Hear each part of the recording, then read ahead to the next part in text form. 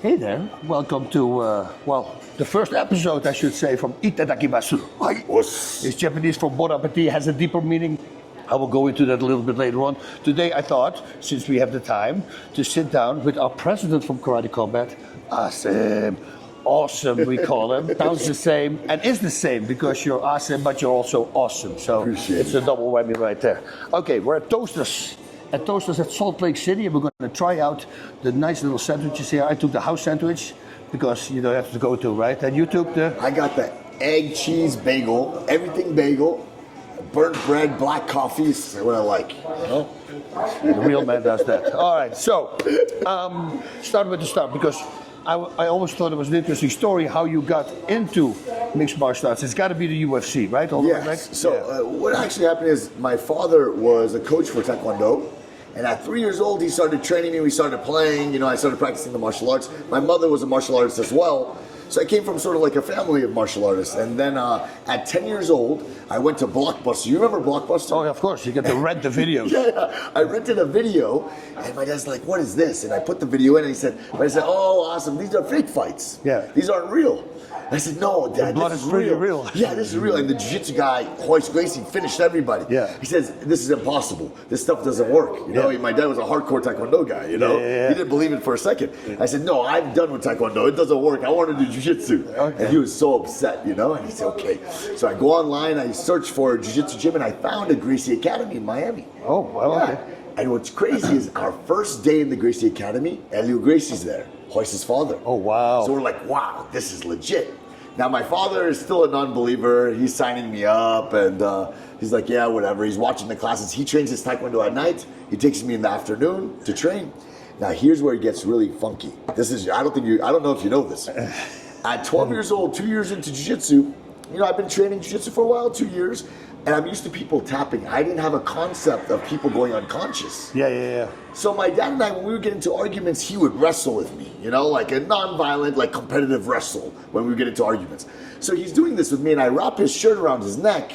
He doesn't know what's happening. I'm expecting a tap because I didn't know people pass out. And I'm choking, and in my head, I'm squeezing, I'm getting tired. I'm saying, man, my dad's so strong.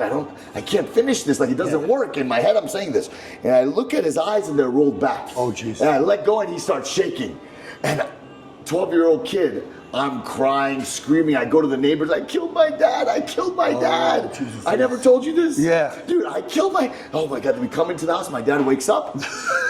Signed up for jiu-jitsu the next day. He's a black belt in jiu-jitsu. Oh, for real? Yes. On the Gracie as well? Yes. So that's legit on the Gracie. Right? Started with the right people. That's pretty And that is what year were we talking about? Ooh, I started jiu-jitsu maybe year 2000. Year 2000. And then you also started kickboxing and Thai boxing, right? Yes. Oh, right. Look at that. Awesome. Thank you very much. Thank you so much. Merci bien. Yeah. That's all good. Very good. I got to get my peppers, of course. A little bit of peppers. You're going to be seeing this a lot on different episodes, I'm sure, with the peppers. This little thing holds the Carolina Reaper. Now, I'm not a crazy guy, so I don't put a lot on it, just a little tiny bit to make it a little spicy, and the taste is really great. Wait, that was a lot of taps. That's not but it's a really tiny hole. Tiny hole. That was a lot of taps. I don't know if that's a little Not a lot come out. Not a lot comes out. Trust me. I'm not a crazy guy. The one chip challenge, I'm not going to do that thing. I guarantee you that. So how do you start Thai boxing? You know, yes. So I began diving into jiu-jitsu. Now, old school jiu-jitsu, you know this very well, they didn't believe in mixing styles. They believed Gracie Jiu-Jitsu was ultimate. You cannot mix styles. Yeah. So for a while, I quit everything, and I kind of dived into that culture. But, you know, as time goes on, Muay Thai plus Jiu-Jitsu is better than just Jiu-Jitsu. Wrestling, Muay Thai, and Jiu-Jitsu is better than just Jiu-Jitsu. Like, there's no argument. It is, because if you're a good wrestler and you can stop a takedown, the Jiu-Jitsu guy cannot do anything. And that was the history. I mean, we saw it in Pride, where Jiu-Jitsu went on a rise, and then all of a sudden there were guys that were... Mark Coleman came in. Mark Coleman, Mark Kerr, not Randy Couture, I'm thinking Kevin Randleman. Yep. You know, just these animals that could stuff takedowns. It became very dangerous, became very difficult. So I started realizing we have to put things together. So my instructor at the time found a boxing coach And I started training, just classic boxing around like 13, 14 years old. And then I got into kickboxing and everything. I went to Thailand. I lived in Thailand for a little bit. Wow. I actually went to China. They have a style called Sanshao. And I lived in China. I went to Beijing Sports University for kickboxing. So they specialize in striking and takedowns. Have a good one. Take care. We'll see you later today. So the sport's Sanda is very interesting. It's very similar to KC without the ground and pound. It's striking into takedowns. So I did that for many, many years, and I won nationals 3 times in Sanda, and then I won 2 world titles in Sanda. And then that's when I started really getting into MMA and coaching and all this stuff. And then the coach, because it's one of the most talked about clubs, right? For sure. And that's why I wanted to do this interview as well, because when you look at you on all the footage of social media from GoChat, you're a completely different person. I know you, like a lot of times then when a camp has a fighter and the fighter wins, oh, we won, and the fighter loses, he lost. It's always like that. With you, I literally see you shedding tears. You're heartbroken. How did that come along? Because the things that he does with his gym, this is just going to be unbelievable to hear. And I truly believe that people have to know, because I was blown away by it. I mean, I think throughout my martial arts journey, you've experienced it too, I'm sure. You've met maybe coaches or managers or different people that didn't have your best interest. That happened to me a lot. And going through that pain of trusting my life with somebody, and maybe they're not looking out for my best interest, feeling that pain, I never wanted my fighters to feel that. So ironically, at the time, maybe I was upset, like, oh, my career's not doing this, I'm not doing this. But looking back, because I couldn't do things, I'm making sure my fighters are treated properly. And I treat them with a lot of love and care, and I give them my whole heart, So at the Goat Shed, we have about 15 people living in the gym. We feed them 3 meals a day, 5 days a week. We sponsor essentially their careers, so that way they can make a life for themselves in this country and follow the American dream. We're in Miami, so most of our fighters are immigrants. So they're from everywhere: Mexico, Chile, Cuba, Venezuela, everywhere, Latin America primarily. So they come here, first time in this country is usually at my gym, and then they build up into something special in their careers. Is it like, for instance, I knew right away from the get-go, if you want to start a gym with fighters, you're not going to make a lot of money. You know that. And especially because of a lot of these fighters, they start to train with you at a early age. You start training them, and then eventually they're getting better and better, and finally they sign to a big show, and then suddenly giving 10% to the person who brought them there is a very hard thing to do, and you lose them. Yeah, I can't believe it. It's crazy. The amount of, do you have that a lot with you? Because I don't think so, since you really got them in the gym. They live there, they do everything there, you feed them. You're right. The majority of the fighters, for sure. A lot of them I've trained for 7 years. I've been their coach for 7 years. Some fighters, they threw their very first punch in their life in my gym, But it has happened to me. And it's very heartbreaking. But it's hard, but you can't let it taint you. Because the second it starts tainting you and you start losing the passion, I wouldn't even want to coach them. Right. If I'm going to start looking at people a little different, I'd rather just not do it, because I love coaching with my heart. I think that's why our fighters are so successful, because we care about each other so deeply and we want the best for each other. So I notice a lot of older coaches, they get a little, I think, salty and tainted, right? They're hesitant with fighters, and I don't want to feel that, But I have been burned. And it was very tough. Yeah. I've gotten guys, from their very first punch in their lives to 5-0 amateur, 9-0 pro. Finally, we're ready to go do something, and then they leave on me. They listen to somebody else, some manager's talking to them. Exactly. And they steal them away from you. Exactly. Yeah, that's why when I was training guys, I never asked for money. Because I figured if I do that, I'm going to get hurt. So let's just use this for me to enhance my skills also as a coach. And for them, it's also nice as well. The only one, Dwayne Ludwig, and I would never accept money, but he would always send me a check. I said, okay, just give me enough so I can get out to dinner with my wife. I said, but right now the money is not high. Why would I get money of that? But once they go to the big shows, that money gets more serious. Yes. Yeah, and I'm talking about a time when my biggest fight was, the UFC was $55,000. And people go like, oh, that's nothing. Well, at the time, it was for 3 fights, you got 60,000 if you won all 3 fights. So for me to come in and get that money, it was a big deal. Of course. But still, if you think about it, it's Yeah. nothing, right? No, You pay of the course. taxes, you pay your training partners, you pay food, you do all these things. Yep. So that's why I never asked for it, because I simply didn't want to get hurt. Great sandwich, by the way. No, it's No, amazing.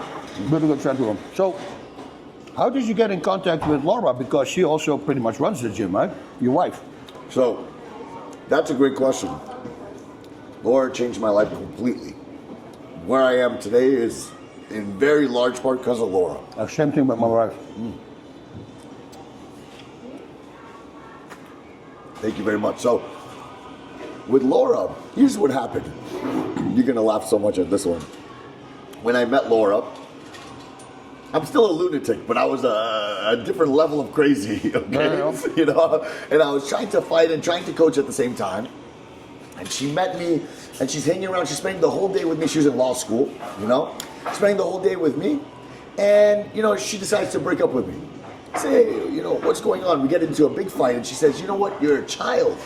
You don't know what you want to do with your life. She knew you. Yeah. She's like, you don't know what you want to do with your life. I said, what do you mean? I'm training every day. She says, no, you're not being a good coach because you're trying to fight yourself. And you're not being a great fighter because you're trying to coach your fighters more than you train. Yeah. She's like, you're going to do both terribly. Yeah. And she dumped me and left me for 8 months. Oh, wow. And she blocked me on every platform.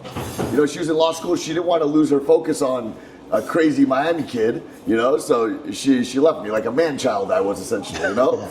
And I'm like, oh my God. And the first time I ever met Laura, she thought I was insane. I said, hey, I don't want to be with any other girl ever again. I'm with you.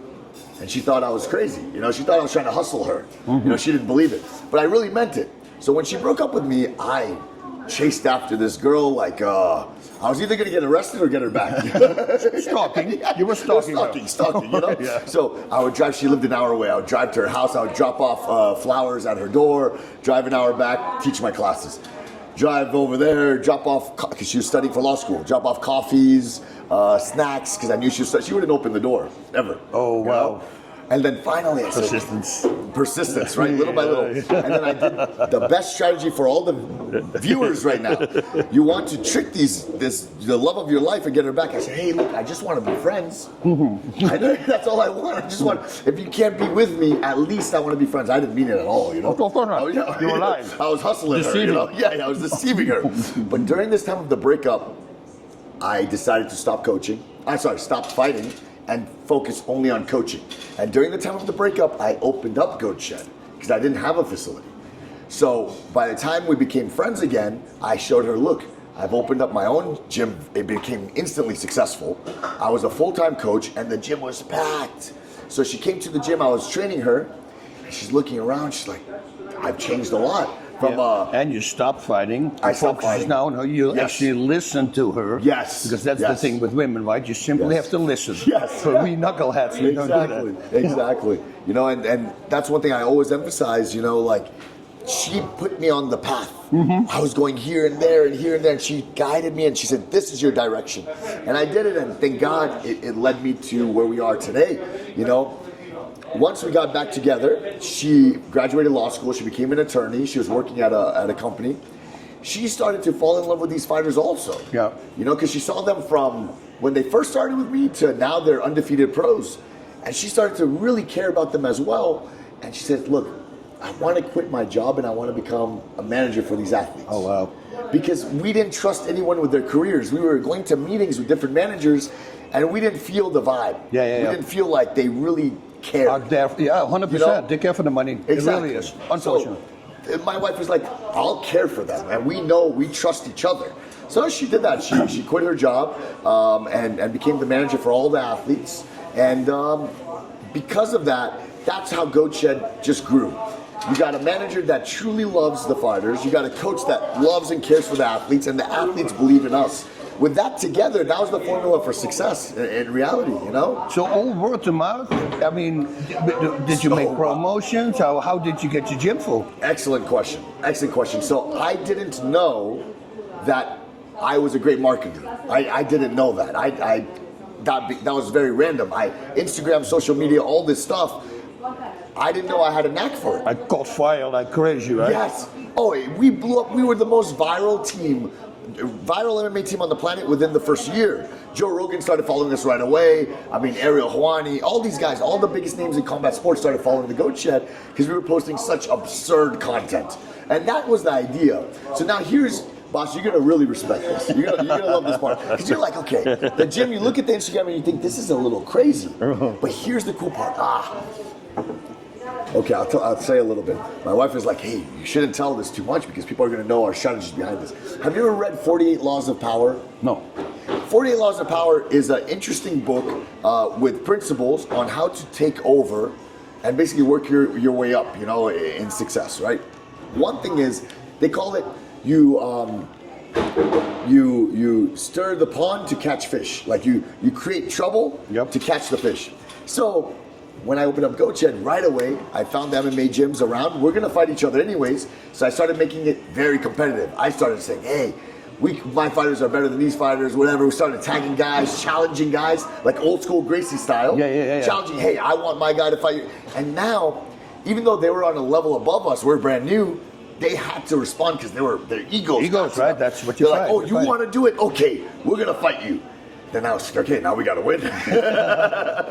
So we started posting all this madness. They think we're a joke gym because we only post the craziness. We don't post the techniques or anything. Yeah. We don't post we're living in the gym. We're in this meal plan thing. It's a whole freaking family together. We don't show that. Yep. We just show craziness. That's it. So they think, oh, these are easy fights. So I think they doubted us, and I don't think they trained as hard as they should have. So Gym MMA Masters is very close to Goat Shed. They were very popular at the time. We went 5-0 against them very quickly. And all of a sudden, people go, dude, these guys can fight as well. Yes. Yeah. And then we're winning all of our fights. Then the noise starts going around. And more gyms want to fight us because we're talking very loud on social media. And what happened is they didn't realize why I was doing this. It's hard to become an active fighter. Promotions, they don't give opportunities to everybody. Yep. We became the most active team in Florida. And my guys were fighting more than any team in Florida because of this idea of challenging, and then promotions wanted to see that fight. Wow, man. It's, you know what I think, why your gym is so successful? I drew a parallel there with the International Fight League. I don't know if you remember that organization. That was like state versus state, right? We had the LA Anacondas, and all these groups had to fight 5 different weight classes, fight against another state. Everybody had their jerseys. It's like football. It's like any other sport. And I thought it was a great idea. And all these fighters from the International Fight League, because we were only around for like 2 or 3 years, because then the money started increasing, everything started increasing. Suddenly they had 5 matchmakers. They started giving everybody jobs. They went to an office way more expensive. I go, no, stay the same. Why don't you stay the same? It's working. The formula's working. So unfortunately it went under. But the thinking behind that all these fighters became famous fighters in the UFC and every organization, I truly believe is because they had a connection. So now you're on a team, you're fighting. Normally, if you're sparring with a guy at a gym and you try to take him down, he stops your takedown. He will never tell you how to stop the takedown because otherwise, he cannot stop the takedown anymore. But once you're part of a family and you want the team to win, now they shoot in and go, hey, dude, every time you do the same thing, you should do this. They start changing exchanges, tactics there, how to stop them. And suddenly you see all these fighters who started at pretty much nothing because they had records under 5 fights, and suddenly it became bigger and bigger and faster and faster. And that's why I truly believe the same thing with you, because it's a family. Yes. You want your friend who lives with you, who eats with you, in the gym, does everything with you, you want him to succeed. Yes. Therefore, yes. you give your weapons kind of away. You say, okay, I'm going to get taken down, but at least it's by a family member. Yes. That's what I think is exactly. And the team morale, when your teammate that you care, your family wins, you feel like you won. Mm-hmm. And it was just, since everyone in the gym was winning, we would come back every week and say, oh, congratulations to this athlete, he won. Congratulations to this athlete, he scored a KO. We scored 3 KOs in one night. That just made everyone so motivated and hungry. Like, wow, we're all doing it. And it created such a good atmosphere. You know what I mean? So the social media, I would want people to think of, it's a TV show. It's a TV show. It's yeah. not really what's going on. No, but that's why I wanted this interview, Yes, because yeah. I know you. I already know. Yeah. I see you when you're not watching. You don't know I'm watching, but I know that when Laura gets in the car, you walk to her side, you open the door for her. But that's a gentleman. Yes. And on the social media, you look like a complete psychopath almost. Yeah. Start twerking in the gym, you start doing these crazy things. But you're doing it with the fighters. Yeah, You're of crying course. when they lose. You're happy Yeah. crying tears when they win. You're getting emotional now. Yeah. But that's Yeah. really what I wanted the people to show. But Laura, whose idea was it to get Shazahib in there? Oh Because my God. that's a really crazy story, and I would love people to know what Yeah. happened there. Shazahib, he's now the interim champion here at Karate Combat. So this is unbelievable. You know, my wife, at one time, the gym, we wanted to invest more money into the gym. And, you know, we were living a pretty great life in Miami. We had a beautiful apartment on the water, all this stuff. But our fighters were living inside the gym. And we felt like we needed to show them that we're there with them too. So we're like, look, we're abandoning this apartment. We're going to move back to my parents' place. And we're going to use this money and invest more into making this team greater, hiring coaches, whatever it is, just to show the fighters like we're on a grind with them too. Mm-hmm. So we decided to do this. We moved with my mom, and Laura started falling in love with the Pakistani culture, spending time with my mother. Just because my mother is such a hard worker and so giving, she just started really feeling something in her wanted to do something for the Pakistani community. So coincidentally, she reached out, started looking for different athletes, and Shazay Brin messaged her to find management. So I remember telling her, look, you're wasting your time. Don't even do a Zoom call. You're never going to get this guy into this country. There's no way you're getting a guy from the mountains of Pakistan to America. It's never going to happen. But, you know, and my parents told her the same thing. My mom's like, Laura, you're wasting your time. She went on a Zoom call with him, and the poor guy, he doesn't have Wi-Fi in his village, right? So he had to go to the city in Pakistan, like I think he went to Karachi. He went on the Zoom call, he had a suit and tie on for the Zoom call. Oh, wow. And Laura's wearing a t-shirt, she wasn't expecting this, you know, and he's wearing suit and tie, and he was so nervous. I was behind the camera, and I could hear him, and he's trying to speak to her, and really pleading like, I need an opportunity. If you give me an opportunity, I can do something.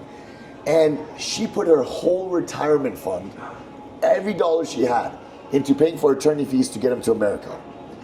And she did it. Wow. We were shocked, my family and I, we were shocked she was able to do this. And I said, okay, you did this. You better be good. He better be good. And she's like, no, he's, you know, 7-time national champion. I said, listen to me, there's probably 5 people in Pakistan that fight in the national tournament. Yeah. We don't know how good he is yet. Yeah. So he gets to America.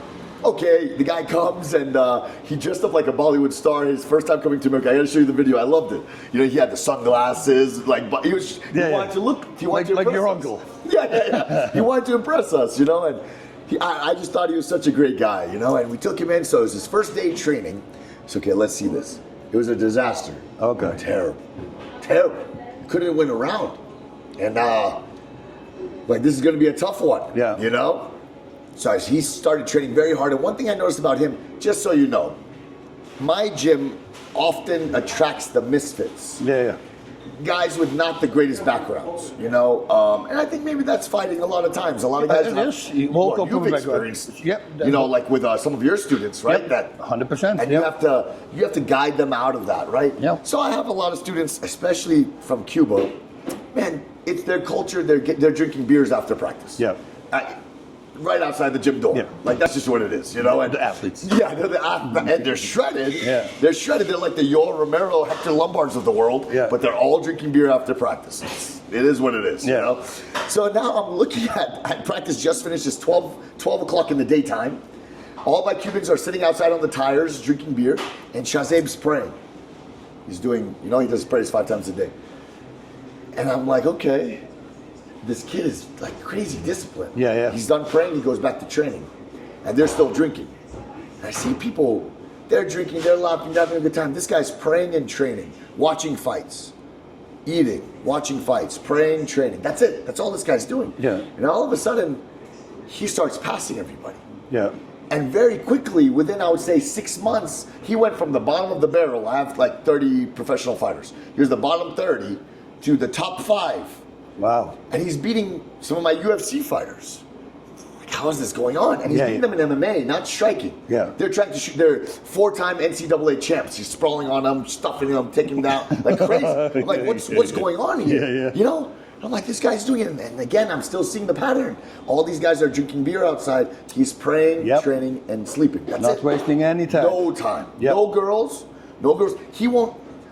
Quick sidebar. I took him to a gym once, and there's a lot of Instagram models. He walked in. He says, "Coach, I have to leave." He said, "What do you mean?" I didn't even notice. He said, "No, this is not my environment." And I looked around, and I see the girls are wearing very small clothes and stuff. And I had so much respect for this guy. I'm like, wow. I love that, man. That is like staying true to yourself. You want to be. And he's in Miami. Miami's the worst of the worst. Miami's the worst in the world. Like, in the world, there's not worse than Miami, you know? You know what I mean? So, like, this guy, he's staying true. He's not breaking. So I took him back to the gym. I said, no problem, we train in our gym, you know? And so, just remarkable. And he stayed to it. It got to a point where now UFC fighters are visiting the gym, and he's finishing them to the body. You know, not to the head. He doesn't hurt. I saw the beautiful 360 with the liver kick. That was seriously crazy. Unbelievable. Yeah. So now I'm like, okay, we have a legit star. Thing is, the first couple fights he fought, he wasn't so great yet. He won. He performed well. He got so much notoriety. All of Pakistan started watching him on his debut because Karate Combat's huge. Karate Combat viewership is insane. So on fight number 1, there were stadiums in Pakistan watching him fight. And I'm like, this guy, I don't know if he's good enough for a whole country to be on his shoulders. But that's what made him special. By him knowing all my people are on my back, he had to become good. He had to be great. And that's what's special. He wasn't born great. It's making or breaking, you know. It's like all the family members, everybody's watching. That's a lot of pressure. You know, and I always explain this to people. When you're great in the dojo, that doesn't mean anything that you can fight. Nothing. I've seen guys working circles around current world champions, and everybody's pointing their fingers already, but they're putting too much pressure on the guy.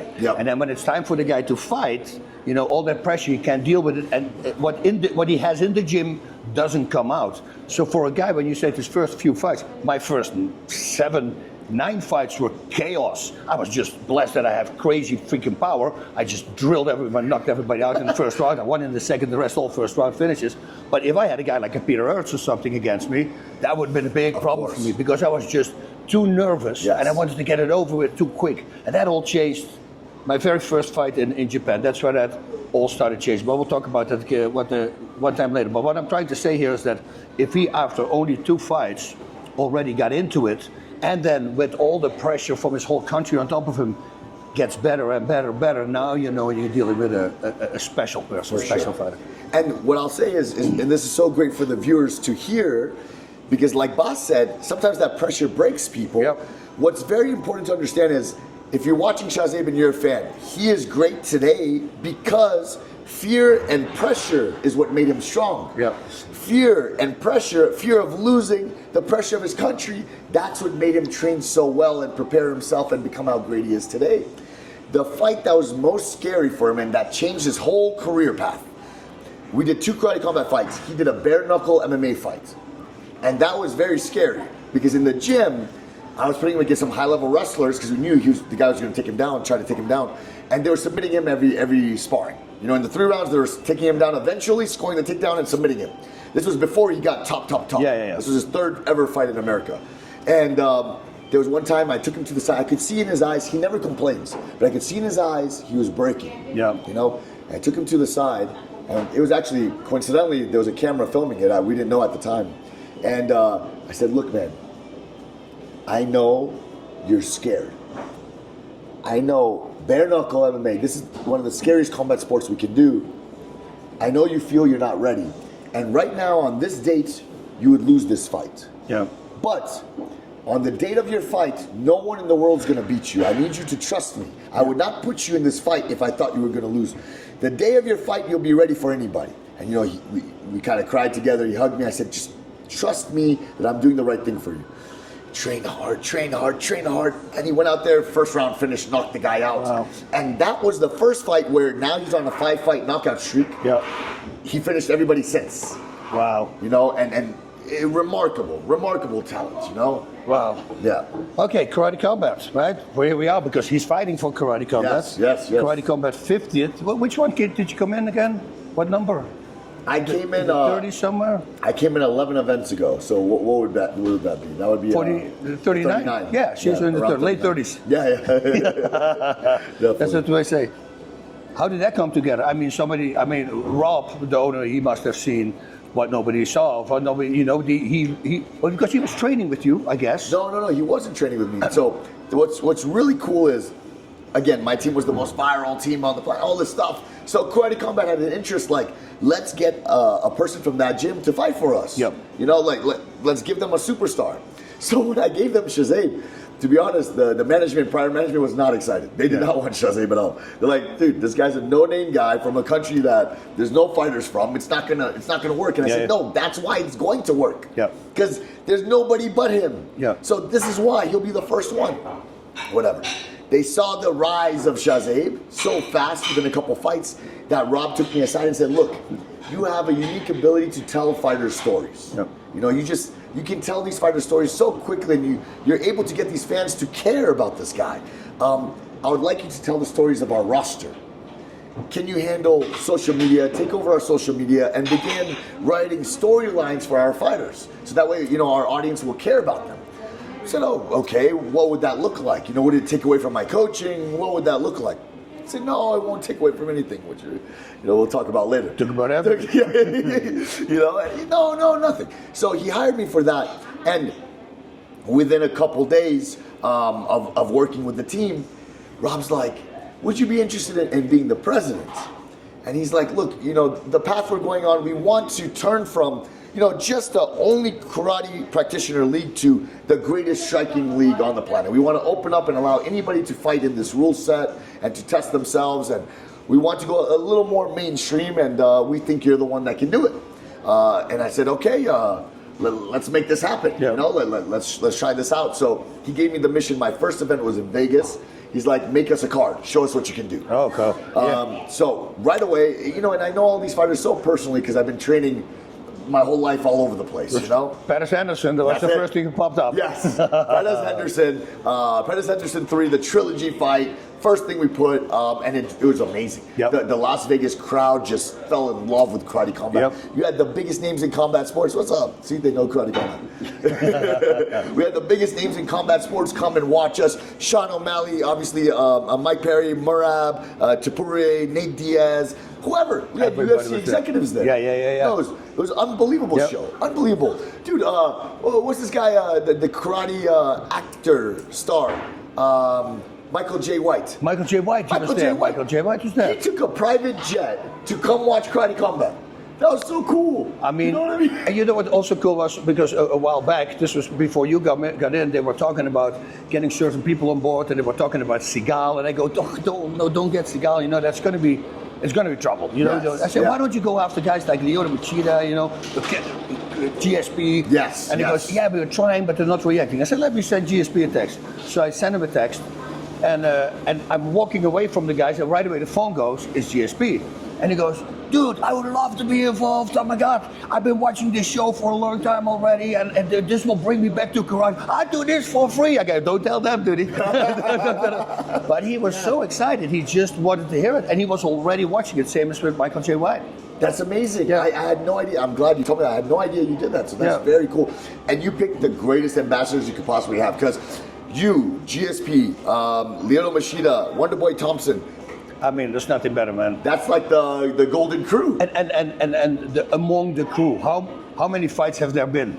0, right? Oh yeah. Everybody lost. Now we got Mike Kamaljak on board, also from the very first show right away. People start right away. Oh, he doesn't know anything about it. Well, he's very freaking funny. He knows how to roll with the punches, and he really starts understanding it now as well. Yes, I love the guy. I think that was a great move. Every move has been great till he came on board, and I think that's a big compliment. It's a big compliment. It really is, and you deserve that. With Mike, I would love to tell you how that came about. Oh yeah, please. So the Goat Shed, we actually were involved in Logan Paul's training camp. There was a boxing coach out of Goat Shed. His name is Milton. He was Logan Paul's coach for maybe 5 or 6 years. So whenever Logan Paul needed training partners, anything like that, we would fly our guys out to Puerto Rico. They would be sparring partners for Logan Paul. Oh, perfect. They're going to close the door. Yeah. So our fighters would be sparring partners for Logan Paul. Logan Paul would come to Miami, he would train at the Goat Shed. So it was a whole thing. You know, we actually were all at Logan Paul versus Mayweather fight. You know, we were on Logan Paul's team, and the reason I'm laughing is I'm such a big fan of Mayweather since I was a child, right? And when I'm across the corner at the weigh-ins, I'm roasting Mayweather and my heart's breaking, you know? I'm like, you don't have it anymore, you're old. Because they're screaming at us. They're very aggressive. So I'm screaming at them. But in my heart, I'm like, bro, this is my favorite fighter. I don't want to say any of this to the guy, you know? But anyway, so Mike Malak is the co-host of Logan Paul's show. Okay. So that's how that's arising, because we have the in with Logan Paul's team through that coach, and we know all these influencers. What made us decide to bring Mike Malak was one day I was sitting with Campbell. Do you know who Campbell is? No. So Campbell is one of the co-creators of UFC. Okay, older gentleman. I do know. Okay. Yeah, I do know. Yeah, he runs Combate Global, and I'm very good friends with him. He's a very controversial character right now. Yeah, older guy. We interviewed him actually on Inside MMA. He's a funny guy, man. And we go to brunch. He takes me out, and he just drops knowledge on me. And he's such a humble guy. He's like, Asim, you know more than me in 2025. You know, he's so humble. But I'm like, no, give me. I want to learn. And one thing he told me, he said, you know, when they were discussing hiring Joe Rogan in the UFC, the discussion was they needed somebody that would be entertaining the whole time. Yeah. They thought, okay, a comedian might be entertaining. Yeah. You know, to have a comedian with fight knowledge would be even better. You know? So I said, okay, what is sort of that comedian type of funny guy in 2025, right? A YouTuber. Yeah. Thinking, let's get a famous YouTuber, and he'll be the voice of the casuals. Yeah. He doesn't know how to fight, and it's okay because he's going to ask the things that a normal person will ask. That's it. And that question, so we have answers, so all the people at home understand. There you go. Yeah, perfect. You're the fight expert. Yep. I don't need another fight expert to tell. We have the fight expert. He's going to ask some absurd questions that a lot of people that are new viewers are going to wonder. And the way he does it is perfect. He's hilarious. He's hilarious. Yeah. And then you're going to go ahead and educate them. Yeah. So in my head, the new fans of Karate Combat will be educated by you, but he will be their voice. Yep. Beautiful. Yep. I thought it worked wonderful, you know, and that sort of idea. To go back on Mayweather, because it's a funny thing, because we're talking about you, that you're a completely different person. Same as with Conor McGregor. Like, you meet him, he's a very humble guy. And people go, there's no way, you know. And with Mayweather, we have the same birthday, Mayweather and I have. And I always say, I'm nothing like that piece of crap. Because I saw, you know, burning money and doing all these things, and I was not okay with that. But then you realize later, that, you know, maybe that could have been fake money. I could, you know, because then you start listening to stories that come back when he is in the corner from his fighters. I mean, he will be massaging their feet, he will bring them water. He's a very humble guy backstage, but he did such a great job at being a heel that I was convinced that he was not a good guy. But then I hear all these stories. He goes, no, dude, you got to see him when he's with his fighters. He's amazing. He's like a full-on freaking coach. He's like you, a full-on coach. You're there. Not 99%, 100%. Not a lot in the world. Sean Tompkins, unfortunately, passed away. He was one of the guys like Dwayne Ludwig. There's another guy who's fully invested, who will be there probably at the weigh-in with in the sauna. I mean, every step of the way, they are with the fighters. And I think that separates the good trainers, the super trainers from the good trainers. Because good trainers we have everywhere, but I like the guys who are really invested. Now, one thing you talked about Mayweather, you mentioned Conor briefly. With Conor, the reason why I've seen some crazy things, but I never go against, I don't say anything against it, because he's married to the same woman that he was with living in the basement of their grandparents' house. Same woman. I see all his family, they're all wearing Versace. Yep. But I notice these things. Yep. And I know it's material, but it's not the point of Versace. The point is, all his family, I know he purchased those clothes. Yep. I know they're all flying together. He has many children. He looks like a great father. His parents are always with him. His in-laws are always with them. His team is always with him. In The Ultimate Fighter, a lot of people were mad at him. The Ultimate Fighter, he was a coach. He removed the whole team the UFC found and brought his team from Ireland. He said, no, I'm not doing the show unless I bring my team. Some people were very mad at that, but the way I look at it is he's loyal. He's loyal. Those are his people. Loyal. And he's going to bring them with him, and I love that. I see also that, because you bring it up with this, staying with the same wife, and same, like my wife actually predicted the whole thing, right? I lost the fight in Holland, which I shouldn't have taken because I was drunk when I took the fight. Didn't remember I took the fight. And 3 weeks before the fight, they told me where to send the posters to. I said, what posters from the fight? I said, who's fighting you? I go, me? Why did I say that? Now, I was a bouncer, so that meant 5 o'clock in the morning we're done, and then we go to the after parties. You know what after parties, everything wrong. So I was really not in shape. I shouldn't have taken that fight. But my ego, since I knocked guys out, I took the fight. Needless to say, I lost that fight. Then there were a few other fights that happened. One broke out in a freaking crazy brawl. I will talk about that later. That's a funny story. And I decided never to fight in Holland anymore because all the wins that I had, they suddenly forgot. And now I was the worst fighter there was. And it hurt me. It hurt me. And I remember I met my wife in '92. And she had this weird look in her face one time. And she said, I said, what's going on? And she goes, you're going to be a famous fighter in Japan. I go, no, I told you, I'm not going to fight anymore. She says, yeah, but you said Holland. You're going to go to Japan. Nothing about free fighting, what they call it in MMA, nothing. A year later, I got a phone call from Chris Tolman, who's like the godfather of MMA in Holland. He says, Bas, you got to jump in your car, because I met him before. We used to do these karate shows on music with break tests and kicking cigarettes out of the mouth and flying kicks with kicking cups on the head. And make funny things. We added comedy. We start doing Dutch TV, European TV. We start traveling through Europe, doing these shows everywhere. But people come up with backflips and somersaults, And then this guy stopped me one time, Chris Tolman. He said, hey, do you want to do free fighting? Free fighting, what's that? And he explained what it was. I said, does it pay? Because I would love to have a job. He says, yeah, of course it pays. I said, okay, sign me up. Went through the whole thing. Anyway, that guy called me many months later, and he said, hey, come to the gym right now. There's a group of people that, for a new organization, Pancrase, for that Suzuki, they're scouting. I got in a scuffle with one of his guys, who was a world champion, tried to hurt me, so I told him to tone down. We didn't need to go hard because we were filming. He turned it up. So I told him, hey, I'm okay with that, but it's only going to be one-way traffic. I'm going to do it back, right? So now, of course, it was on. So I landed a freaking high kick. Guy goes down, needed a bunch of stitches, and I saw Funaki Suzuki point at me, and they say, we want him to fight. So now I'm fighting in Japan. Now I'm fighting in Japan, and essentially my wife, 2 years in, she has that look again. And I go, now what? She goes, we're going to move to America. You're going to have a TV show. And then in '97, we moved to America. In 2000, from 2006 to 9-year TV show on TV, Inside MMA. I mean, okay, honey, we're going to see some numbers now, like lottery numbers. Can you predict those? But that's the easy way out, right? You got to work for what you have. That's what the problem. Everybody wants to have. You're right. What the big ones have. You notice that in the gym as well. In the gym, Shazza hip right now. He's probably the man. And then the fighters come in and they start complaining about the pay, and they want the same pay as him, but they're not there yet. And it's insanity. It's like being an actor, like I just did with The Rock, right? And I'm saying, oh no, I want the same money as him. It makes no sense. You got to work yourself up, but they don't understand that, and they complain. And instead of complaining, go train harder. But most of the time, that's not the case. Complaining is easier. You're right. You're 100% right. I mean, that's one thing, by the way. I wish these things were recorded, just so you could know I'm not, making this up. But yesterday, I was at dinner with maybe 6 people, Karate Combat crew, sitting at dinner, and we were talking about you. And it all started off with a funny conversation. We're like, man, we need to do more traps. And I said, you see, Bas Rutten straps it up to his ears. Yeah. Like, we gotta shrug a little more. And we started talking about, we're like, you know what? This guy, I know you're a very humble man. You're not gonna want to accept this compliment. But we're like, this guy's just like the perfect human. Like, you want to be a man at that age. That's the man you want to be.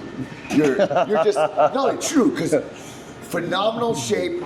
You are. You could protect anybody. You're with this wonderful wife. You have a beautiful family. You're doing what you love. You're successful. You're traveling. I mean, what else? I'm sure there's things in your head that you're like, oh, I battle this every day. Well, but from the house, we're like, this is the perfect.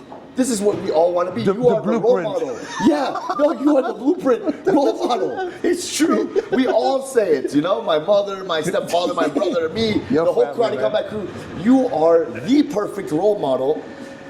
I want to go in this direction. You're the man that I would love to become. Dude, I really, I'm not, but I really appreciate what you said. I have a lot to think about that, but the Lord, right? Once I get back to the faith and I saw all the fundamentals that you have to be in order to be a real man, and that I realized that I was doing a lot of things that a real man doesn't do, right? if you're drunk every day, and you're dancing with the kids, even if you're not violent, that's not being a good father, not being a husband, not being a man. And so once I got those principles in line, and I started following those principles, then yeah, I started to clean up dramatically. So, and now I just want to be, like Matthew Kelly is a speaker, and he says, and he had this great line, I want to be the best version of myself. That's what I want to be. And that's why when I came to Karate Combat and I saw you also, you have that as well. There were some things we'll not share, but like what we think with evil, but with fighters, and then they look at other girls, and the way what we tell them right away, and you would say, hey, boy, that's the devil there tapping, don't do that, you just have a girlfriend. Like these little hints, that's exactly how I talk. I'm surprised you noticed that. I do that. That's exactly what I say. Yep. Like the devil's there, don't look there. Yep, don't do it. And why? I always say, what do you gain by it? Exactly. Because oh, that's a beautiful girl. That's enough. Because the more, as a guy, right, and especially a young guy who falls with testosterone, the more you look, the more you start fantasizing. And that's when you go wrong. And especially if you're in a relationship, I wouldn't enjoy it if my wife would do it.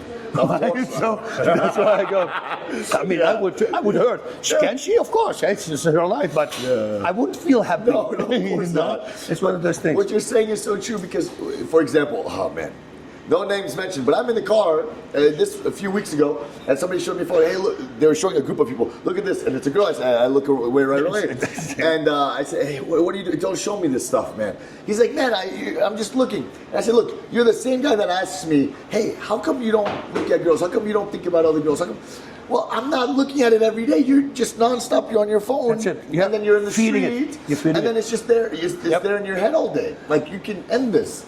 And the more, that's always what I say. There's two animals in you, right? You got a really good animal and a really bad animal. And the one that grows the most is the one that you feed the most. I love it. Right. So if you're feeding that, then 10 seconds, it's not going to be enough anymore. It needs to be 20 seconds. That's addiction. Now that's drug addiction. It's the same beer. First, I feel really good. Well, that same beer after 4 days is not going to do the same thing. You're going to need 2 now. Well, that feeling, now you're going to need 4 in order to get that same feeling. Boom, you see, and everything is an addiction until you say stop. Because if you stop, then you stop it. That's why it's virtue, vices, right? Virtue makes you stronger, and vices makes you weaker. The more you say yes, yes, yes, the weaker you get. And that's with fighting. That's what I tell to fighters as well. I have a picture of a poster of the pillar of where Jesus got scorched on, right? That a bit letters on the Osu. Osu, the meaning O-S-U, Oshi and Shinobu, they made a word of that. Oshi means push, Shinobu means endure, to push and to endure. And if I tell a fighter is very tired in our gym, it goes, Osu, push and endure, get the hell down, keep going. But you can do that with everything in life, and once you do that, life becomes so much more enjoyable, and people don't understand it. Of course. They think they're free because they can drink whatever they want, the drugs, whatever, but they're not. They're locked up. They're addicted to it. Yep. And once I realized that I was that guy, that's when I started cutting everything out. That's what I just wanted to change my life. And then you do that with vices, but your vices are also looking at people, judgmental, being all those little things. But that's for a whole other podcast. But look, in my opinion, the most important part of this whole conversation, which we're saying right now, is this 100%. This is the most important part. If I had to say, please, world, watch one part of this podcast, it would be this. Yeah. Because people don't understand that. No. And I say this to my fighters all the time. I say, look, just like you said, I say we have multiple voices in our head, and you want to have one voice. That's it. And I'll give you an example. I tell all my fighters, I say, look, the night before, let's say on a Sunday night, before you go to sleep, you say, you know what? I'm going to start working about 6 a.m. Yeah. And then your alarm comes at 6 a.m. and then you say snooze, snooze, and then you change it and then you wake up at 11. What happened? Yeah. You just promised yourself that you're going to wake up at 6 a.m. and now you said, nah, just kidding, that guy's a lie. Yep. Like, you can't do that. You have to have one voice. You say you're going to do something, you got to do it. You broke the promise with the most important person in the world, which is yourself. Exactly. Once you start lying to yourself, this is what you're saying is exactly how I opened the stock that I did for a bunch of middle school kids who are going to high school kids who are going to college or to go for their jobs. I say, who woke up this morning? Same thing. From the alarm clock, hit the snooze button. 10 minutes later, hit the snooze button. 10 minutes. I did that like 5-6 times. You'll be in shock. 80% of the hands go up. Yeah. I go, that's the dumbest habit on the planet. Yeah. And the reason is that last hour you're not sleeping anymore. You wake up, you go there, wake up again. Smarter is for you to set the alarm clock 1 hour later so you have a full hour extra sleep, and then tell yourself the day before, tomorrow morning when this freaking thing goes, I'm going to sit up immediately in bed and walk out. It's going to be hard. And the second day is going to be hard. Third day is already easier. Fourth day, fifth day, sixth day, and suddenly in 2 weeks, it's normal. Then a month later, you don't even need the alarm clock anymore. And that example you can apply to everything in life. And that's like, oh my God, once I realized that, that's when I started really thriving in life. I was thriving with success, you know, but then you realize all this thing, I had to have a Porsche, I had to get these big watches, I had to get these things, you know. And then once I realized it's so stupid. It is. Why Yeah. show people what I have? Yeah, it made no sense to me, so I go, gone Porsche, gone watch. I gave them away to my friends.